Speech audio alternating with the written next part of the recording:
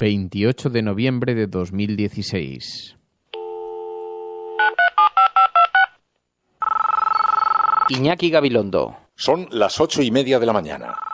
Las 7:30 en la Casa Museo de José Saramago, en Tías, Lanzarote. Buenos días, mundo. ¿Quieres un café?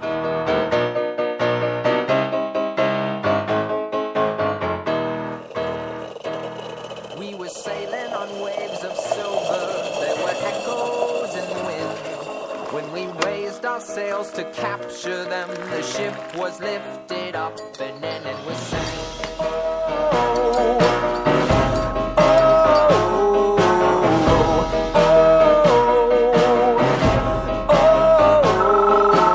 La cafetera de radiocable.com.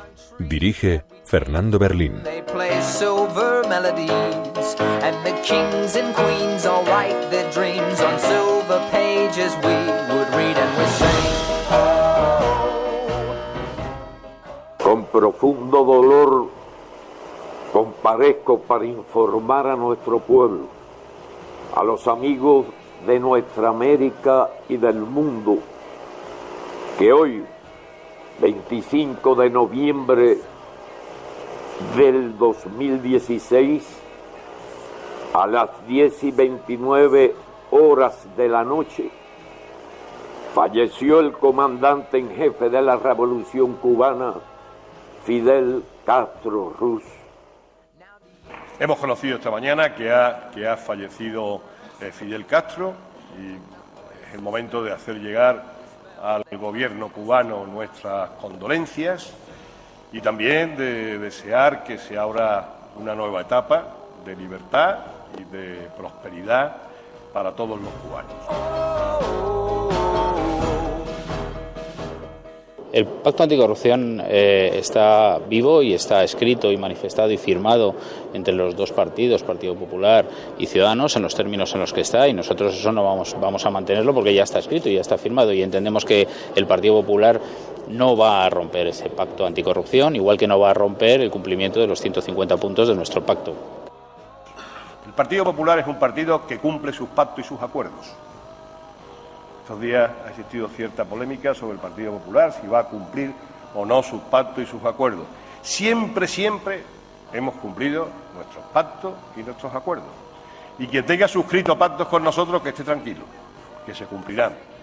Son normales sus palabras. Es un dirigente del Partido Comunista y yo soy un dirigente de Podemos. Es normal que no compartamos todo porque somos dos fuerzas políticas diferentes. Nosotros a los problemas del año 2016 le aplicamos o intentamos aplicarle respuestas que tienen que ver con el año 2016. Nosotros no queremos refundar Izquierda Unida, queremos construir una mayoría popular nueva. No estamos todos de acuerdo en todo en el grupo parlamentario, pero hacemos el camino juntos y nos coordinamos sin ningún problema. Pero es normal que dos dirigentes de dos organizaciones diferentes tengan visiones diferentes. Es que por eso somos dos organizaciones diferentes. Yo creo que hay aún una parte de las recetas y de las analogías con figuras del pasado que a nosotros nos son completamente extrañas.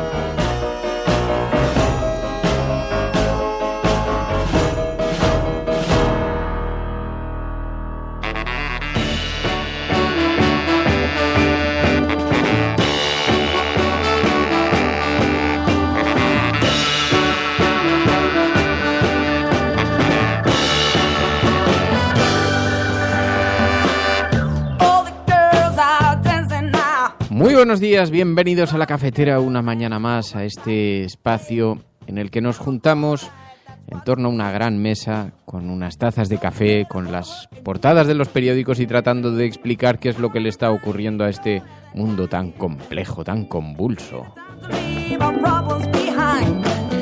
Un saludo a todas aquellas personas que se incorporan ahora en directo, a Mónica H., a Elena Noruega, un saludo a María José Rodríguez, buenos días, dice, bienvenido al directo más fresco de la radio, cuervo ingenuo, dice Elena Noruega, María José, David Iglesias, Varo SP, Andreu Romaní, Marla Singer. Buenos días a todos, esperamos que hayáis pasado un fin de semana agradable, atractivo, interesante. Buenos días, María.es. Muy buenos días. ¿Qué tal estás? Pues muy bien, ya leyéndose a todos Y veo que Suricatas Fan dice: por primera vez escucho La Cafetera en directo, aunque ya era parte de la Resistencia. Muchas gracias. Bien, pasa, adentro hay más caramelitos, toma sitio. Por las filas de delante queda algún huequillo.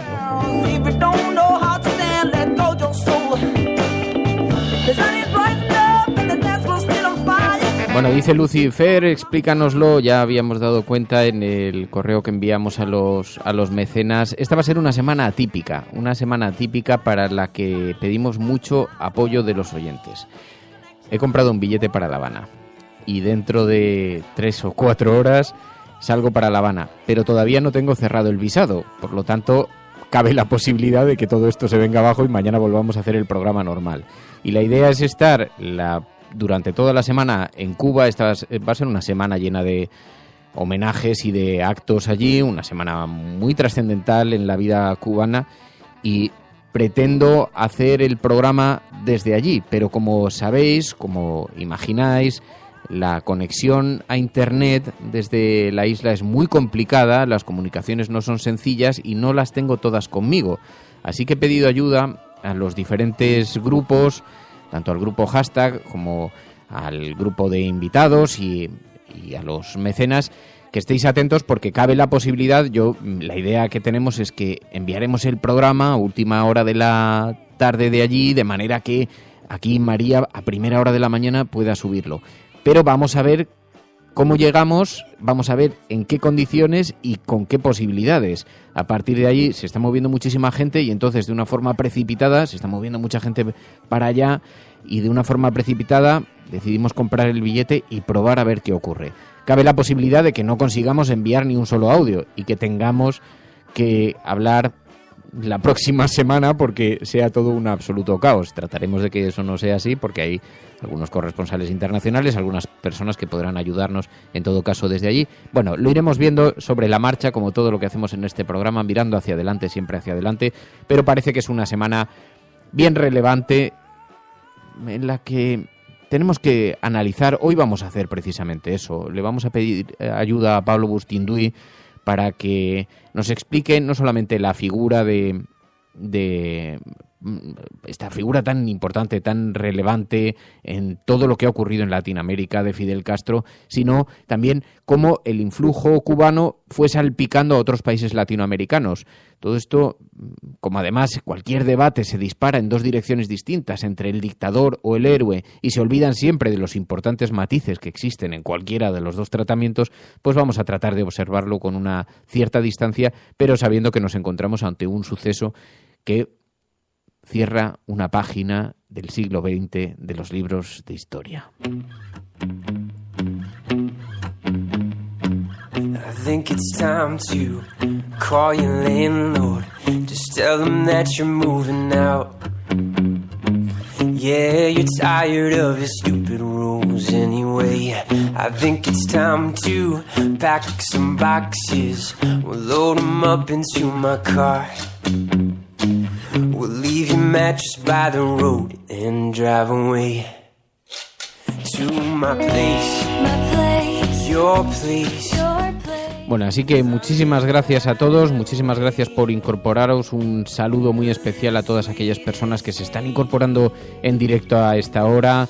Un saludo muy especial también a nuestros expatriados, aquellos que observan la realidad cambiante del mundo desde la distancia, lejos de su hogar, y que miran con algo de nostalgia también lo que ocurre en España. Un saludo muy especial a quienes se han incorporado como mecenas: José Gregorio, Javier, Eneritz, Juan. Muchísimas gracias de verdad por hacer posible este proyecto, y ya veis que siempre tenemos intención de seguir haciendo cosas, pero en todo caso conseguís mantener viva la esencia del programa.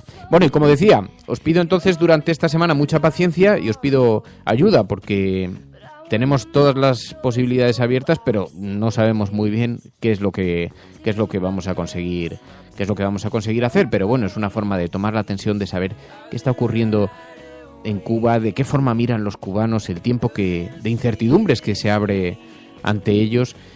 Y como teníamos mucho interés en analizar la figura sin prejuicios de Fidel Castro, los logros, también las críticas, le hemos pedido a Pablo Bustinduy que nos acompañe hoy para tratar de observar esa figura y qué supuso para toda Latinoamérica.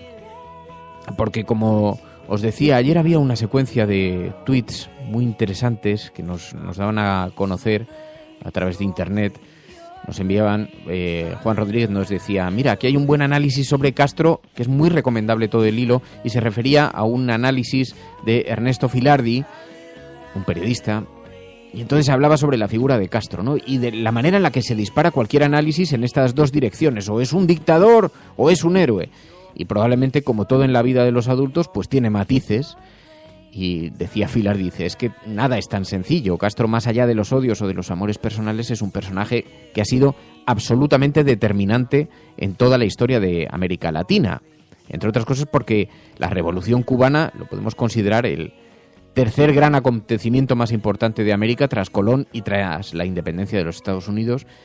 Y esa independencia americana marcó el camino a otras independencias del continente, que es algo similar, fue lo que fue la Revolución Cubana, ¿no? Y decía Filardi, en el caso de Cuba, el dictador Batista era un aliado económico y político de los Estados Unidos, incluso le regalaron un teléfono de oro como agradecimiento, y desde años antes Estados Unidos había estado atacando y financiando dictaduras en Haití, en Panamá, en Honduras, en la República Dominicana, en Guatemala.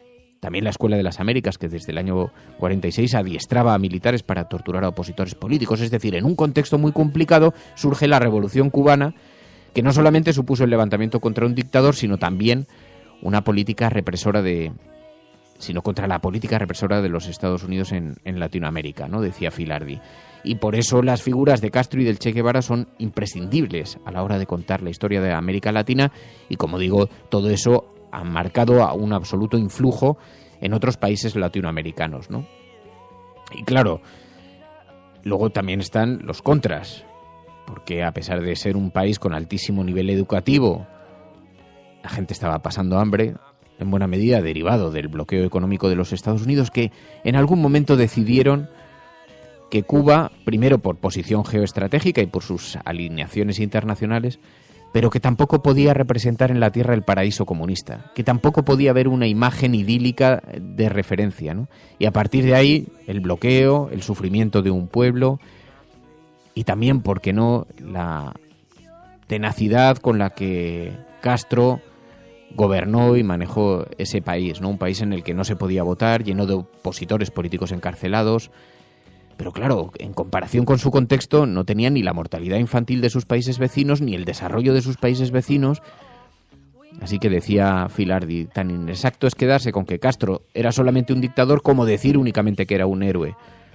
Y decía Filardi, porque a su modo fue ambas cosas, ¿no? Pero en todo caso es evidente que forma parte de la iconografía de la izquierda mundial y esa capacidad de resistencia del pueblo cubano que llegó hasta el colofón de ver cómo los Estados Unidos retiraban sus embargos, sus bloqueos, o por lo menos daban un paso de apertura, si no lo han hecho del todo, pero sí por lo menos abrían la puerta a la esperanza con esas declaraciones, con esa declaración solemne de Barack Obama, que veremos ahora en qué territorio comienza a jugar. Pero en fin, muy interesante este hilo de tweets de Ernesto Filardi, una visión bastante, digamos, distanciada de lo que ocurre, pero que marca efectivamente que nos encontramos ante un país que no es un país cualquiera y que tiene un importante influjo para el resto de países latinoamericanos.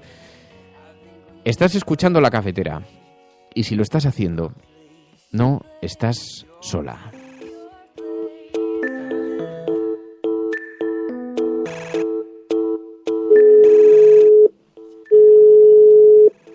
¿Sí? Pablo. Hola, Fernando, ¿qué tal?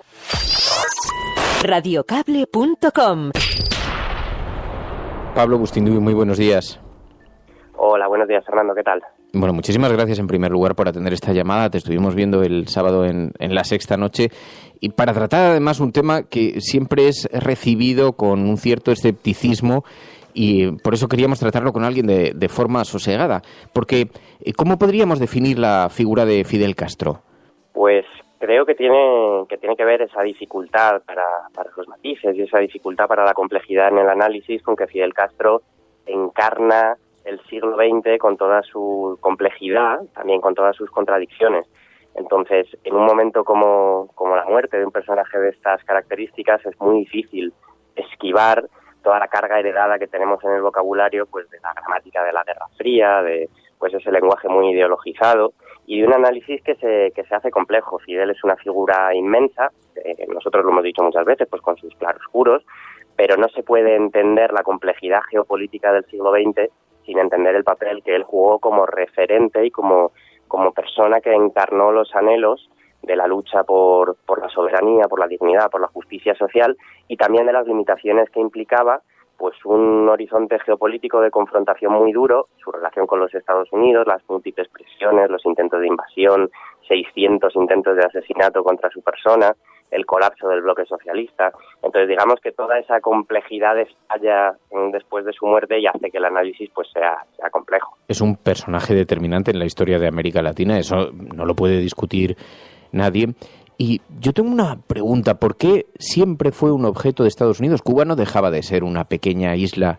¿Por qué representaba tantos anhelos para Estados Unidos? ¿Qué era lo que perseguían? Hombre, yo creo que por lo menos en lo simbólico, la proximidad geográfica, el hecho de que estuviera justo enfrente de las costas de Florida, esta especie de utopía encarnada en una isla de 11 millones de personas, pues lo convertía en una amenaza directa. Y luego hay un componente de mayor calado, que es que, estando evidentemente inserta en la órbita de la Unión Soviética, del bloque socialista, desde el principio Cuba y Fidel fueron tremendamente activos, tanto diplomáticamente como en el ámbito de las relaciones económicas, políticas y culturales, para convertirse en referentes pues de lo que se llamó el bloque de los no alineados y los movimientos por la emancipación y la descolonización en el tercer mundo, lo que les confirió una importancia estratégica y un papel de referente que iba mucho más allá del peso real que tenía una isla de 11 millones de personas. No se entiende el papel que jugó Cuba en los procesos de descolonización en África, no se entiende el papel que jugó Cuba como referente de las luchas contra el imperialismo en América Latina, sin entender, digamos, ese rol simbólico de liderazgo como alternativa a la sumisión pura a cualquiera de los dos bloques. Entonces creo que por eso fue una presencia tan molesta, porque Fidel Castro fue tremendamente activo en intentar desmontar y desmantelar el mundo binario en el que vivió su continente, y no solo, también África y también Asia, durante los años duros de la geopolítica de la Guerra Fría. Claro, pero además Estados Unidos había estado atacando y financiando dictaduras en Haití, en Panamá, en Honduras, en Nicaragua, la República Dominicana, y la llegada de Castro y el peso de la Revolución Cubana era un levantamiento también contra esa política de Estados Unidos en Latinoamérica, ¿no? En cierta forma, Cuba se convierte en un referente para el resto de los países latinoamericanos. Claro, entre el año 48 y el año 90, Estados Unidos contribuyó de una forma o de otra al derrocamiento de 24 gobiernos en América Latina. Y en Centroamérica, especialmente, en todos los procesos pues de guerras civiles, de golpes, de derrocamientos, etcétera, hubo más de 300.000 muertos en esos procesos. Fidel Castro, en sus discursos en Naciones Unidas, en, digamos, su política de alianzas y de intervención en África, en el proceso para acabar con el apartheid en Sudáfrica, etcétera, etcétera, pues se convierte en referente de una nueva noción, de descolonización y de lucha por la dignidad soberana de las patrias latinoamericanas y de internacionalismo a través de una política muy activa de cooperación internacional, enviando médicos y cooperantes a más de 158 estados, etcétera, que representa en cierto modo pues ese anhelo y ese impulso de revuelta contra el orden imperial que defendían los Estados Unidos. No olvidemos que eran los Estados Unidos pues de la Escuela de las Américas, de la Operación Cóndor, etcétera, etcétera. Entonces Cuba representó para muchos millones de personas y durante muchas décadas la posibilidad de la rebeldía y la posibilidad de la autonomía y de la independencia frente a la potencia imperial. Y aun con todo ha habido claroscuros. De hecho, hay una contradicción en la izquierda. Nunca se ha producido una defensa muy airada de lo que ha ocurrido en Cuba, porque también hay opositores políticos encarcelados, también hay, digamos, críticas permanentes al tratamiento de los derechos humanos. ¿Dónde estaría la balanza? ¿Dónde está el equilibrio? Pues el equilibrio es difícil de encontrar y creo que en 2016 impone una necesidad de análisis sosegado, crítico y lo más lúcido posible. Creo que no es el momento de caer ni en geografías y, digamos, justificacionismos o embellecimientos románticos, pero tampoco en demonizaciones. Las contradicciones del proceso cubano y los límites han tenido que ver claramente con la incapacidad de acometer una democratización real desde el punto de vista, ¿no?, de las democracias liberales, que también hablamos desde una posición muy ubicada, y también por la imposibilidad de desarrollar una autonomía económica, de su estructura económica, que no la hiciera tan vulnerable pues a la dependencia de la economía del bloque socialista, por ejemplo. Entonces creo que Fidel pronunció la frase famosa aquella, teniendo solo 30 años, de la historia me absolverá. No se trata de emitir el dictamen o el juicio sobre eso aceleradamente, sino de entender y pesar en la balanza cuáles fueron los logros y los avances y cuáles han permanecido y merece la pena preservar en esta nueva etapa, y cuáles fueron las limitaciones, los errores y las contradicciones que también son claros, ¿no? Y también son reconocidos como tales. Oye, ¿por qué Estados Unidos militarmente tenía capacidad sobrada para entrar en Cuba? ¿Por qué nunca llegó a hacerlo?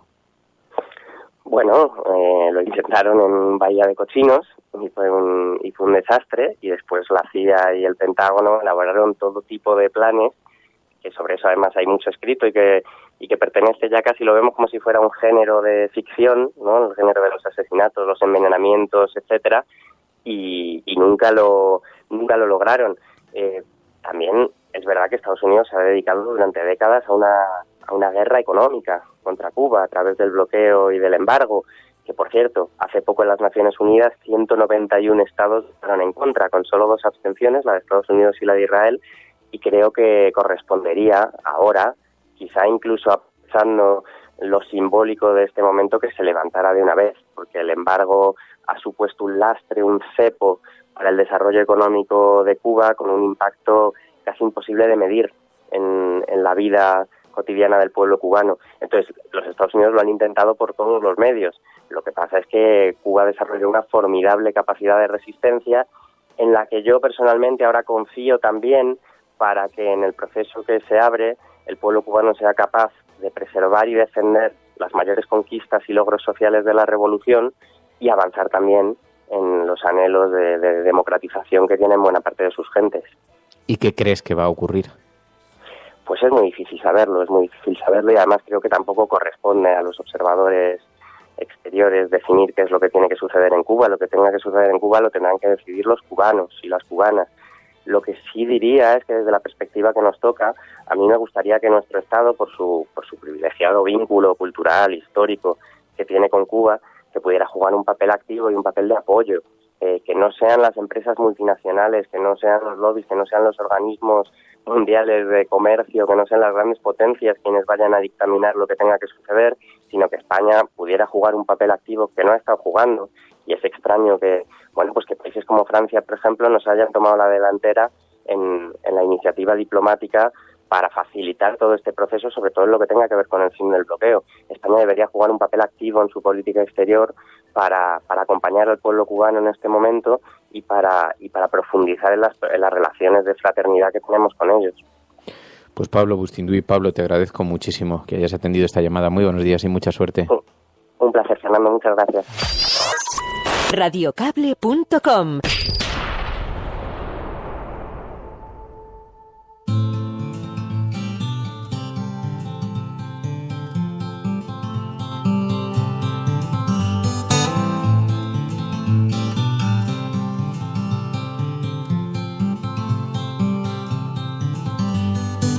Maybe you're tired of the waves that come and knock you off your feet. I'd long to see you on a day when you won't drown.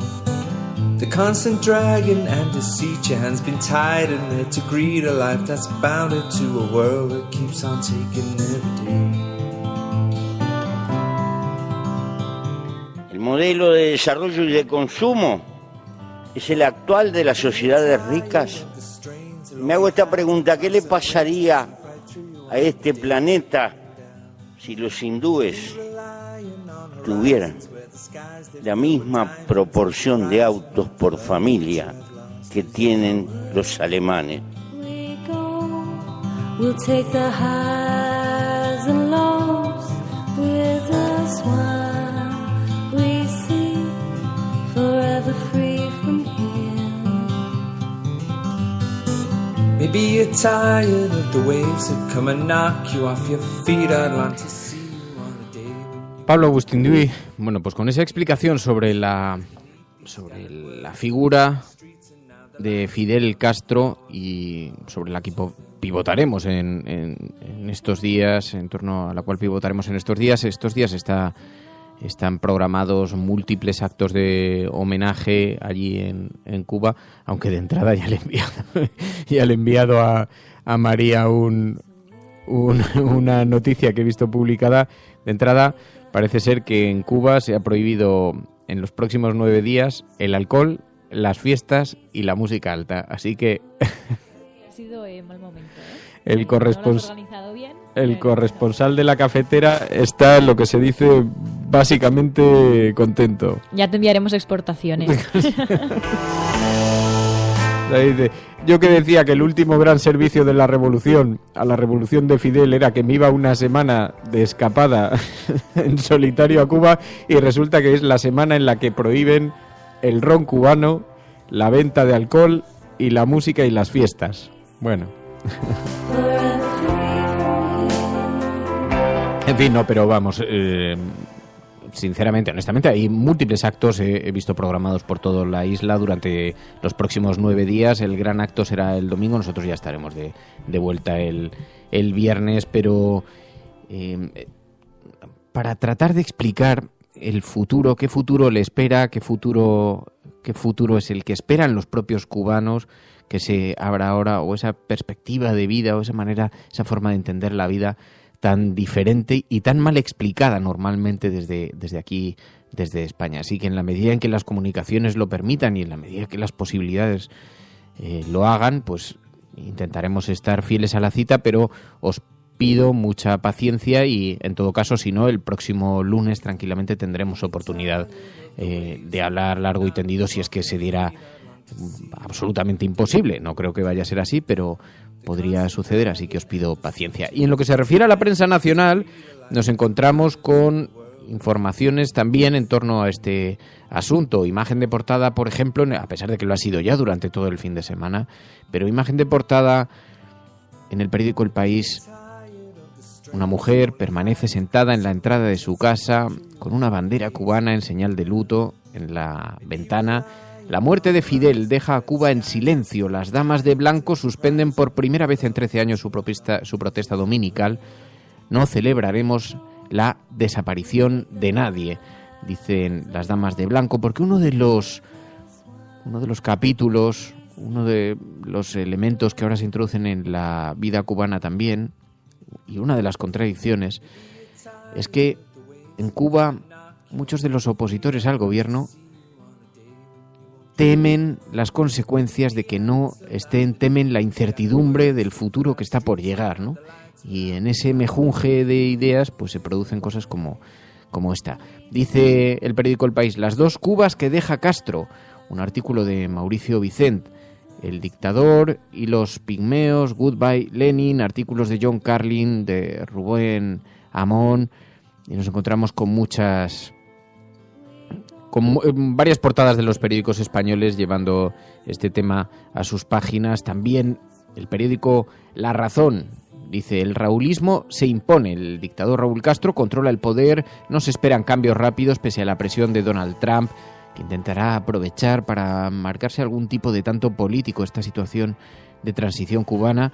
Y dice el periódico La Razón: guerra por la sucesión entre el hijo de Raúl, Alejandro, y el vicepresidente Miguel Díaz-Canel. También don Juan Carlos representará a España en el funeral y Moncloa envía al secretario de Estado de Cooperación. Y en la imagen, una imagen gigante de Castro ayer colgada en la Biblioteca Nacional Cubana en La Habana, un gran cartel, una gran imagen. Esa es la fotografía de portada en el periódico La Razón también.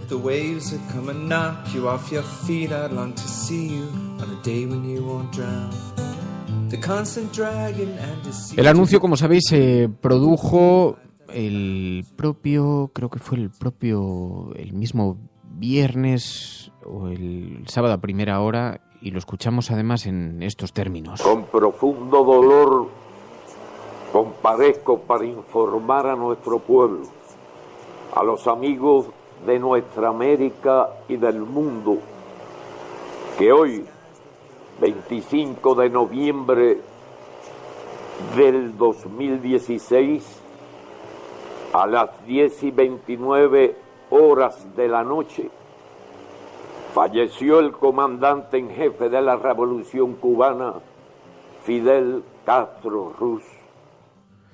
Bueno, por su estado de salud, por su edad, era una noticia, digamos, no imprevista, pero tantas veces anunciada, tantas veces en los medios de comunicación sin que fuera real, que esta vez llamó mucho la atención y produjo al principio una primera desconfianza, aunque poco a poco después se fue confirmando hasta que se escuchó finalmente este anuncio ya oficial de las autoridades dando por cierta la noticia. Las portadas este fin de semana han sido muy simbólicas.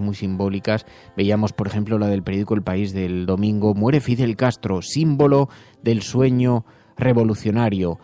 En el periódico El Mundo también otro primer plano: Castro, muere, el castrismo continúa, decía el periódico El Mundo del domingo. Y ya en la prensa conservadora veíamos en La Razón: Fidel, historia negra del mito rojo. Y en el ABC: muere el tirano de Cuba, decía el periódico ABC, mientras que en La Vanguardia nos encontramos también otro gran primer plano de Fidel Castro: Castro, fulgor y muerte de una revolución. El expresidente cubano murió ayer, 57 años después de la revolución que impulsó. Europa reacciona dividida. Trump lo califica de brutal dictador, Putin de amigo fiel, el rey Felipe señala la figura histórica de Fidel y Rajoy aboga ahora por reforzar los lazos con Cuba. Reacciones numerosas en los medios de comunicación españoles, especialmente en toda la prensa del fin de semana. Muere el último icono de la revolución, decía El Correo. Fidel es historia, decía el periódico de Cataluña. Pero es que además, sorprendentemente, nos encontrábamos también con esa misma imagen de portada en el Frankfurter Allgemeine Zeitung. Nos lo encontrábamos en los grandes medios de comunicación mundiales, por supuesto en el Miami Herald, en el Comercio de Perú, en fin, en prácticamente todas las portadas del mundo, hasta el Mundo Árabe. Fijaos, en las portadas de Egipto encontrábamos una fotografía de Fidel Castro y el título que lleva la fotografía es Hasta la victoria siempre, en castellano. El resto del texto no, pero el titular elegido de portada fue en castellano: Hasta la victoria siempre, con la fotografía de Fidel Castro.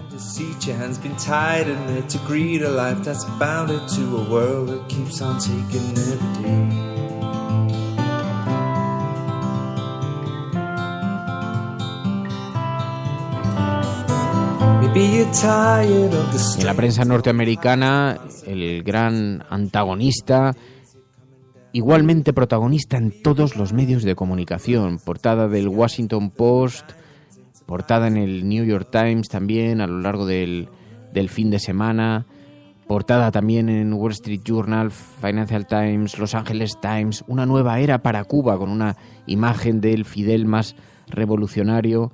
La historia no lo absolverá, decía el nuevo Herald de Miami. Y ahora Cuba es la Cuba de Raúl, ahora, decía Dallas Morning Show. En fin, como os digo, numerosos medios de comunicación en todo el planeta, muchos de ellos, lógicamente, en toda la prensa norteamericana, pero recogían esa importantísima noticia para Latinoamérica, en un momento en el que en América Latina también están despegando de nuevo los liberalistas y se están produciendo movimientos por todo el cono latinoamericano. Bien, y en lo que se refiere a otras noticias, aquí en el ABC hoy no es el tema de portada. Hoy lleva a François Fillon, dice: baza de la derecha francesa frente a la ultra Le Pen, será candidato a la presidencia tras arrasar ayer a Juppé en las primarias conservadoras. François Fillon ayer, al conocer su victoria, y bien, parece ser que va a ser el candidato frente a la ultra de a la ultraderechista Le Pen.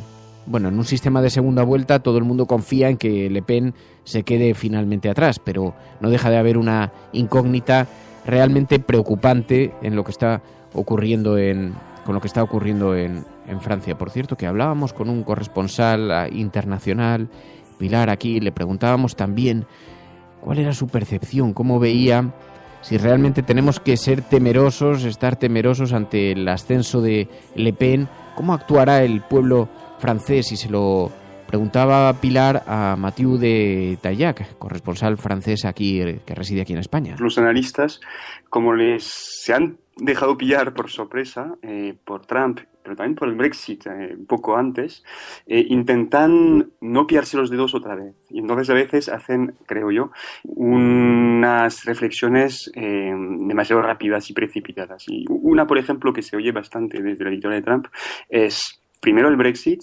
luego Donald Trump, luego Marine Le Pen, ¿no? Intentamos hacer una conexión rápida para decir, bueno, no hemos conseguido prever esas dos victorias del sí al Brexit y de Donald Trump, entonces ya nos vamos a anticipar y vamos a prever una cosa que antes nadie se atrevía a decir, de la victoria de otra cosa antisistema, anti-élite, y vamos a adelantar que va a ganar Marine Le Pen. Así que si gana, pues habremos dicho sí, lo hemos previsto, y si no gana, bueno, como es la opción a priori menos probable, tampoco nos van a reprochar mucho, ¿no? Yo creo que hay una parte esa de un poco de pereza intelectual en vincular todo lo que se puede vincular, pero yo no iría tan rápido en vincular todos los fenómenos políticos que ocurren en el mundo occidental. Decía que no tenían que estar vinculados y no tenía muchas expectativas, no veía muchas posibilidades. Sin embargo, dice Eric 25, yo estoy convencido de la victoria de Le Pen, desgraciadamente. Los corresponsales y la gente que conoce la política francesa dice que es muy difícil que se dé ese espacio, que se dé esa situación, muy difícil. Pero claro, vivimos tiempos en los que todos los expertos nos han dicho es imposible.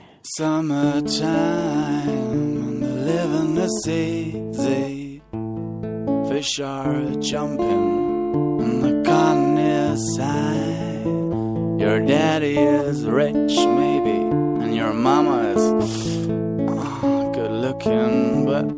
Así que el mundo mirando con una cierta preocupación lo que está ocurriendo también en Europa y las consecuencias que pueda tener eso para los refugiados, por ejemplo, entre otras cosas, para la convivencia, para la relación con los inmigrantes. Tras ese gigantesco logro que había supuesto la Unión Europea, el movimiento de personas por todos los territorios, por lo menos dentro de la Unión Europea, a partir de ahí, después, con todas las consecuencias que pueda tener, no solamente ya para los europeos, sino también para los refugiados. En fin, se observa con una gran preocupación los movimientos que se están dando en Francia, aunque, insisto, los expertos dicen que es difícil que se pueda dar esa situación. Sea como fuere, aquí en España también sigue habiendo debates internos. El último que hemos visto ha sido en Podemos, algunas diferencias con Alberto Garzón, con Izquierda Unida. Sabéis que hay dos líneas y esto va a jugarse en el próximo mes de enero. Podemos tiene que debatir en Vistalegre 2, tiene que hacer un gran debate sobre la formación política.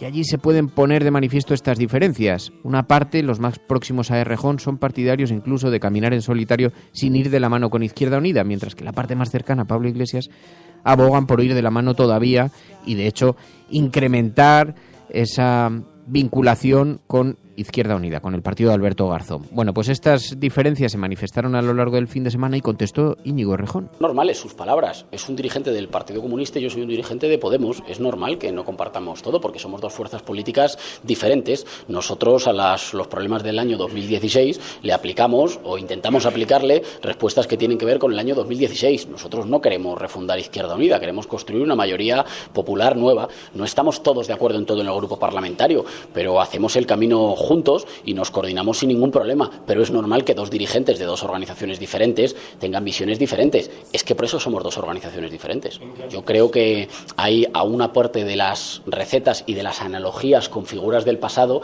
que a nosotros nos son completamente extrañas, no porque no le tengamos respeto a la historia de quienes lucharon en nuestro país por la libertad, que se lo tenemos y mucho, pero el mejor homenaje que se le hace a la gente que luchó antes por la justicia social y por la libertad es ganar hoy.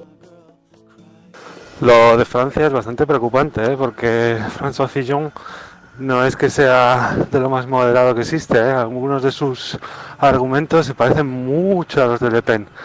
Así que no sé yo, ¿qué es peor? Si Guatemala o Guatepeor. Sí, esto que nos dices, Juan, es uno de los debates, ¿no? Dicen, bueno, es que para contrarrestar la figura de Le Pen, la derecha francesa ha colocado a alguien como Fillon, que no es precisamente un tipo moderado, es más bien un radical, ¿no? Pero yo creo que por lo menos no representa icónicamente a la extrema derecha, y esto, la simbología es también muy importante en política, ¿no? Porque aún así los márgenes, los tonos, los discursos son lo que marcan la diferencia y envalentonan a las bases. Entonces, bien, es verdad, no es ningún moderado, pero cuidado, es que Le Pen supondría un mensaje para todo el mundo, ¿no? Buenos días, Resistencia. Buenos días, Fernando y María.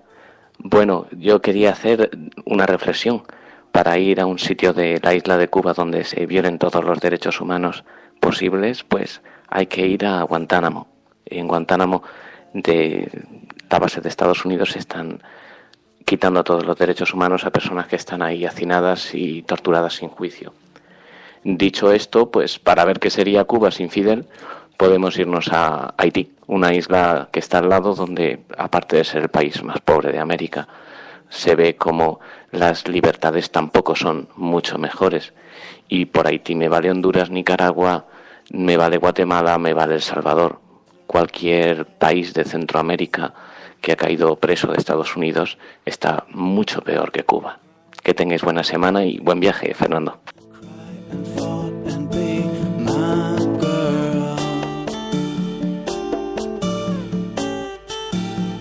Si esto a lo que te refieres, precisamente hablaba de ello Fidel Castro con Oliver Stone en el documental En Comandante. Había un momento en el que Oliver Stone le cuestionaba los derechos civiles y la política humanitaria, etcétera, etcétera, y le decía a Fidel Castro, ¿quiere usted? Y decía, bueno, pues es que en Estados Unidos hay garantías. Y dice, ¿quiere que le hable de garantías? ¿Quiere que vayamos a un sitio? Dice, porque incluso los condenados pueden contactar con sus familias. Y dice, ¿quiere que vayamos a la zona a la base de Guantánamo, allí donde llevan más de 2 años sin ningún tipo de contacto con el exterior, de ningún tipo, sin acusación firme de nada por el momento, y ahí siguen encerrados en un agujero legal? Así que todo siempre tiene miradas así muy... En fin, las contradicciones eternas y permanentes. It's quiet now in the night and the winter time.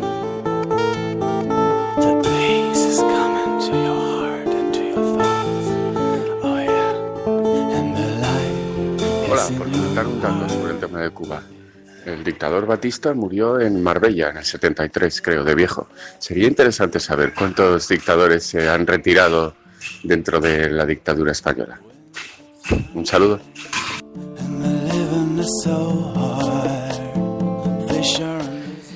Permanentes contradicciones de los que se dicen los salvaguardas de la libertad y de la democracia y todo eso, ¿no? Y luego nos encontramos con...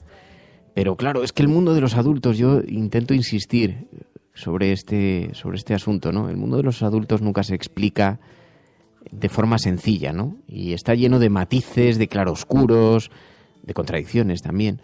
Bueno, como digo, las noticias en España también, independientemente de todo, sabéis que hay un gran debate tras la muerte de Rita Barberá sobre la forma en la que deben asumirse ahora los casos de corrupción. Hay una suerte de paso atrás.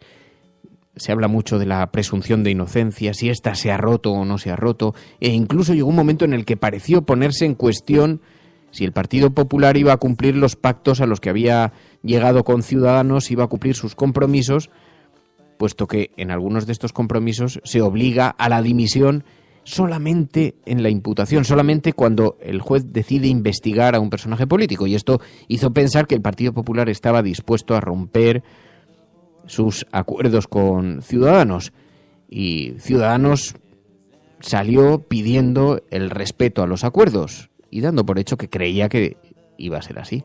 El pacto anticorrupción está vivo y está escrito y manifestado y firmado entre los dos partidos, Partido Popular y Ciudadanos, en los términos en los que está, y nosotros eso no vamos a mantenerlo porque ya está escrito y ya está firmado, y entendemos que el Partido Popular no va a romper ese pacto anticorrupción, igual que no va a romper el cumplimiento de los 150 puntos de nuestro pacto. Eso decían desde Ciudadanos, cosa que venía a ser ratificada posteriormente por Javier Arenas. El Partido Popular cumple sus compromisos, decía. El Partido Popular es un partido que cumple sus pactos y sus acuerdos. Estos días ha existido cierta polémica sobre el Partido Popular, si va a cumplir o no sus pactos y sus acuerdos. Siempre hemos cumplido nuestros pactos y nuestros acuerdos. Y quien tenga suscrito pactos con nosotros, que esté tranquilo, que se cumplirán. Cuando nosotros decimos que vamos a bajar los impuestos todavía más que ahora, tenemos credibilidad. Hemos hecho historia.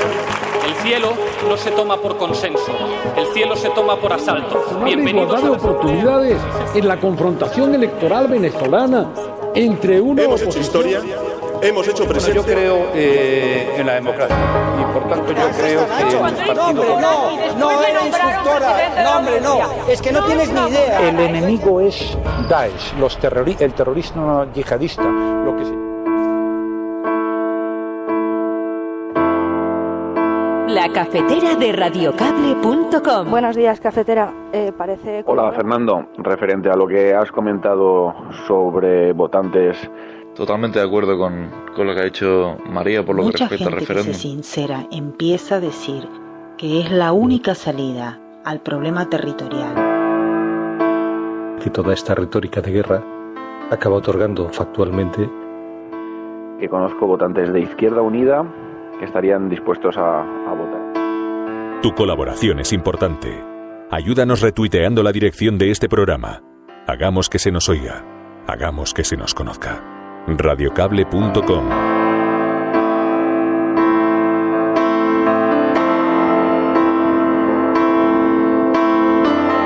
Parece cuando vos te preocupás, si vos te preocupás por los marginados, por los pobres, por los olvidados, por los sometidos, sos populista.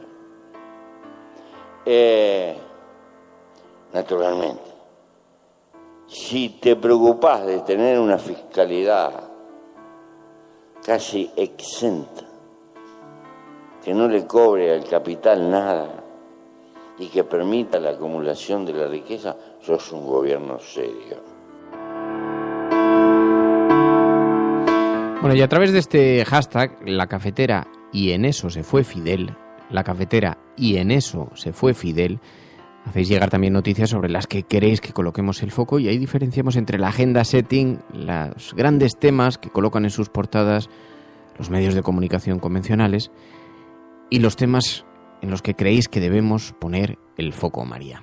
Así es, la portada de hoy de la agenda de la cafetera la comenzamos con una noticia que nos envía Alicia María y nos dice: techos derrumbados, escombros y goteras en los hospitales.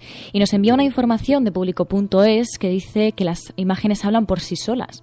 Techos derrumbados, escombros, goteras, estas son las imágenes que ha difundido el Movimiento Asambleario de Trabajadores y Trabajadoras de la Sanidad a través de su página web, donde dice Público.es que no dejan lugar a dudas. Ponen de manifiesto este lamentable estado de algunas salas del Hospital Ramón y Cajal y La Paz. Sin embargo, recuerdan que son 4 los hospitales madrileños que han sufrido este tipo de problemas. Concretamente, el Hospital Clínico San Carlos, el Hospital 12 de Octubre, el Hospital Ramón y Cajal, como hemos dicho, y el Hospital de La Paz. Además, el movimiento asambleario denuncia que el mantenimiento de los hospitales está siendo derivado cada vez más a empresas privadas, mientras que los trabajadores propios de los hospitales cada vez tienen menos competencias y ven disminuidas sus plantillas al mínimo. Por otro lado, Ángel Trianero nos lleva a Europa y nos dice que el 27% de los europeos justifica el abuso sexual si la mujer está bebida, según el Eurobarómetro. El Mundo.es dice que España es el tercer país de la Unión Europea donde hay mayor concienciación contra la violencia de género, tras Portugal e Italia. Así, uno de cada 1 de cada 4 europeos, concretamente el 27%, cree que las relaciones sexuales forzadas pueden ser justificadas. Una clasificación que lideran Rumanía, Hungría y Bulgaria.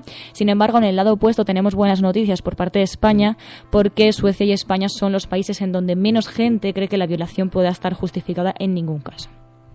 Y por otro lado, David Expatriado nos envía una noticia de que Amnistía pide justicia por Navidad para las víctimas del franquismo.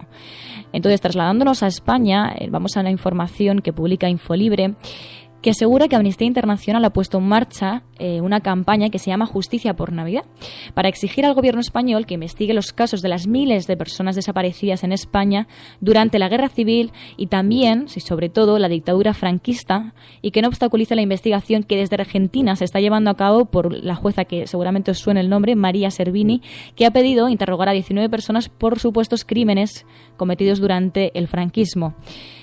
Y yéndonos a Granada, Juan Urma 59 nos dice: en Granada ayer, salieron 100.000 a la calle luchando por la sanidad, pero tuvo poca repercusión mediática, según nos dice este oyente. Mamen Gale nos dice que ella también fue a la manifestación y se pregunta si les ha escuchado Susana Díaz. Con esto nos referimos a lo que el Confidencial lo define como la Revolución Andaluza de Espírima, que no sé si os acordaréis, pero también le entrevistamos aquí en La Cafetera, y es ese médico granadino que gracias a las redes sociales, gracias a su canal de YouTube y a Twitter, ha logrado movilizar Andalucía contra los recortes de la sanidad pública. Lo ha hecho concretamente este domingo, cuando miles de personas se han manifestado en las calles de Granada, Málaga y Huelva contra las deficiencias que denuncian ellos en la sanidad pública. El caso de Granada dicen que ha sido el más llamativo. ¿Por qué? Porque es la tercera vez que salen a la calle de forma masiva, y hubo este domingo más de 40.000 personas según la policía y 80.000 según los organizadores. Y sin embargo, en nuestras costas, mientras hablamos también de muchos temas sobre España, no debemos olvidar y no olvidamos los refugiados que siguen llegando a nuestras costas, a las costas europeas. Infolibre habla de que están sin luz y sin agua caliente. Dice: así es el invierno de los refugiados sirios en Grecia. Infolibre nos explica que las ONGs denuncian el bloqueo institucional que impide a los refugiados moverse a sus destinos o ser reubicados según las cuotas pactadas a nivel europeo, porque recordemos que las cuotas que se han pactaron a nivel europeo por parte de los países que conforman la Unión Europea no se han cumplido, y actualmente nos encontramos con que hay 60.000 refugiados, 60.000 en Grecia, que viven en campamentos que no están preparados para el invierno que se avecina. Su secreto es la travesía nocturna. Se orientan entre sí, palpando oscuridades, trenzando brumas. Son los que rompen el cristal, los perseguidos, los supervivientes, los niños salvajes, los hermanos de la primavera y el dolor. Su casa es la casa 100 veces derrumbada y 100 veces vuelta a construir. Su casa no tiene techo, y es la tuya y la mía también. Son los que desentierran los labios ocultos para hablar. Nunca fuimos héroes. No seremos héroes. Si acaso niños que tiran piedras a los trenes. Ballenas arponeadas dispuestas a resistir. Cuando nacimos ya habían traducido el mundo en un lenguaje equivocado. Las cifras estaban destinadas. Las fórmulas tenían veneno.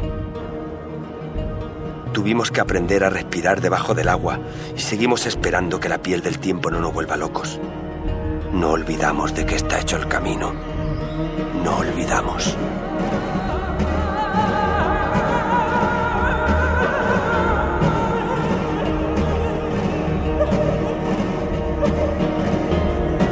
Y mientras haya luz y párpados capaces de distinguirla, mientras haya luz, celebraremos la piel del oso mientras lo estamos cazando. Agarraremos la sartén por el fuego. Y si no hubiera luz, si no la hubiera, buscaríamos un faro en la tormenta. Construiríamos la luz.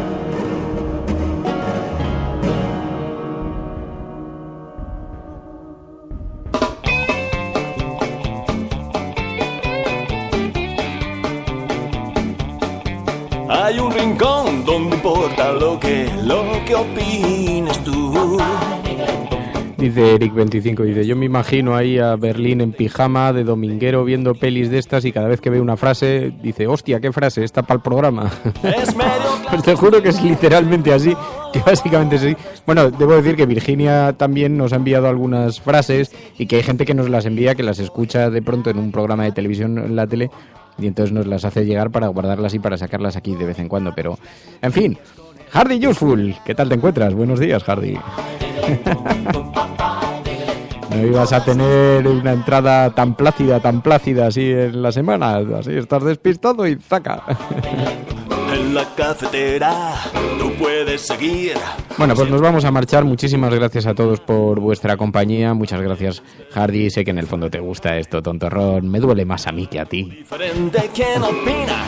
Guillem Salazar, Paco, tantos y tantos amigos, Ernesto, Libertino Frank Cachela, Alicia en Marea, enfermero Salesa, enfermero, espero que estés bien por allí. Envíanos una foto del maestrazgo, cómo ha amanecido hoy, a ver si está soleado, tenéis algo de niebla. Estaba mi madre por allí, por la zona, me ha dicho que había estado bastante lluvioso.